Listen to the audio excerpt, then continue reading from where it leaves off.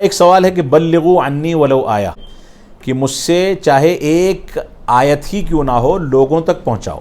یہ استدلال کرتے ہوئے بعض لوگ یہ کہتے ہیں کہ ہر شخص ممبر و محراب پر کھڑے ہونے کا حقدار ہے، ہر شخص اسٹیج پر کھڑے ہو کر کے تقریر کرنے یا فتویٰ دینے کا ذمہ دار ہے اور وہ ایسا کر سکتا ہے، جبکہ ایسا نہیں ہے۔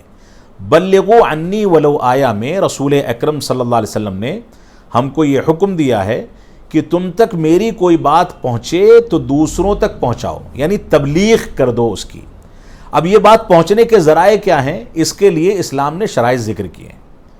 پہنچنے کے ذرائع قابل اعتماد علماء کرام جو منہج سلف کے مطابق قرآن و سنت کو پیش کرتے ہیں، ان علماء کرام سے رہنمائی حاصل کر کے دین کی جو بات ہم تک پہنچتی ہے اس کو علماء کرام کی بتائے گئے طریقے پر من وعن ویسے ہی دوسروں تک پہنچا دینا، صرف یہی اتنا اگر اس سے مقصود ہے تو اس میں کوئی حرج کی بات نہیں ہے، ایسا کیا جا سکتا ہے۔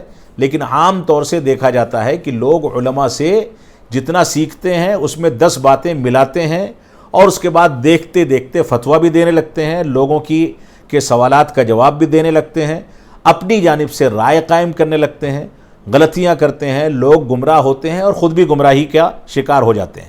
لہٰذا ہمیں یہ نہیں کرنا چاہیے۔ بلغو عنی ولو آیا کا مفہوم یہ ہے کہ ہم علماء سے جڑ کر کے پختگی کی حد تک جن باتوں کو سیکھ لیں، علماء سے اس کا اعادہ کریں، اس کو اچھی طریقے سے سمجھیں اور علماء سے اجازت لیں کہ اگر آپ اجازت دیں تو آپ کے ذریعے سیکھی گئی یہ بات میں لوگوں تک پہنچا دوں۔ اگر عالم دین کو اطمینان ہوگا تو وہ آپ کو اتنا تزکیہ دے گا کہ ٹھیک ہے آپ یہ بات پہنچا سکتے ہیں۔ عالم دین کی اس اجازت کے بعد اور اس سے رائے مشورہ کر کے پختگی حاصل کر کے یہ بات اگر آگے پہنچائی جاتی ہے تو اس میں کوئی حرج کی بات نہیں ہے۔ اس طریقے سے بلغو عنی ولو آیا پر عمل کیا جا سکتا ہے۔ اس کو بہت زیادہ وسیع پیمانے پر لوگوں نے اپنے لیے استعمال کیا ہے جو کہ غلط ہے۔